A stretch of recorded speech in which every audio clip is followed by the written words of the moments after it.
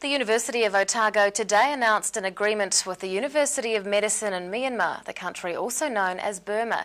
The agreement will mean collaboration on research and training in areas including infectious diseases and medical microbiology. Myanmar is the second largest country in Southeast Asia and home to more than 60 million people.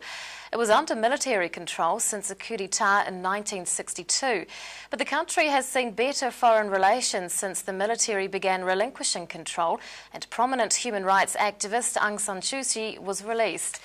Centre for International Health Co-Director Professor John Crump is here to tell us what the relationship is all about. Good evening, John. Good evening. Now tell us a little bit about how this relationship came about.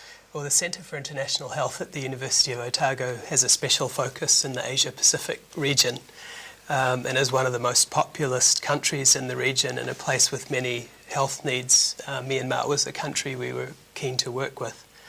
It was actually through a University of Otago PhD student from Myanmar that we made our initial connections with the leaders of the University of Medicine 1, and this has moved through to the execution of a formal agreement at the end of last year. How will the relationship work?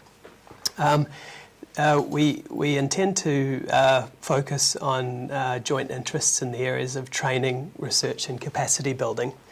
With respect to training, we hope to begin with some exchanges of postgraduate students and also opportunities for staff from the University of Medicine who might want to receive specific training in technical areas relevant to their work. We hope that the postgraduate students will work on research projects relevant to the needs of Myanmar's health. And this will develop a track record of joint research that will lead to opportunities for additional external funding in the future. And then finally, University of Medicine in Myanmar has identified a number of needs in the areas of capacity and infrastructure, and we hope to put together a joint application for funding through, for example, the New Zealand Partnerships for International Development Fund, which is a program administered by the New Zealand Aid Agency. Now, how do you who will benefit from this relationship?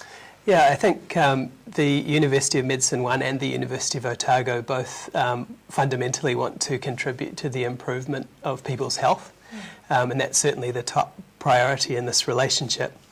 But we do expect there'll be a number of other benefits. The strategic plan of the University of Otago includes an aim to contribute to international progress, and so this relationship's one contribution to achieving that goal.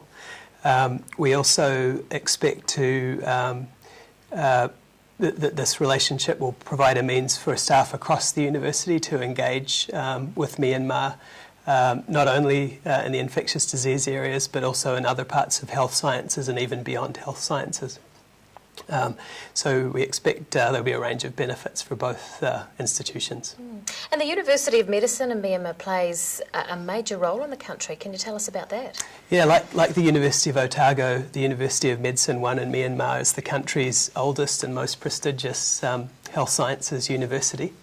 And as one of only 5 medical schools in Myanmar in a country of 60 million people, the University of Medicine 1 really carries a heavy responsibility for training the workforce to meet Myanmar's many health needs and also developing the technical expertise of health professionals in the country to tackle the challenges. Wonderful stuff. Professor John Crump from the University of Otago, thanks very much for your time. Welcome. Yeah, thanks.